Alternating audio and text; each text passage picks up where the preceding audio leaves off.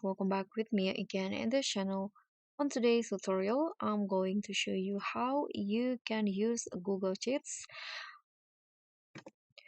for multiple users. So here, what you need to do is open the Google Sheets file first that you want to use. Okay, I've already opened the file, and as you guys can see here, the file is now currently private to only me. So if you go to share in here, now the file is private, and to make it able to use by multiple users, you need to change the access. So click on this share button until there is a pop-up like this.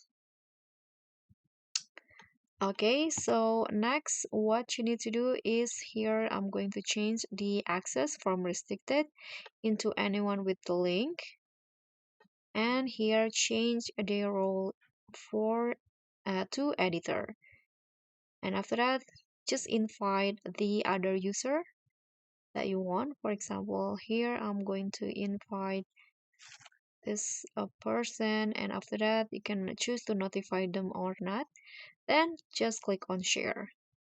And after that, your Google Sheets will be can be used for by multiple users. Okay, so that's all from me. Thank you so much for watching. Don't forget to like, comment, and subscribe. Also, click on the thanks. Bye.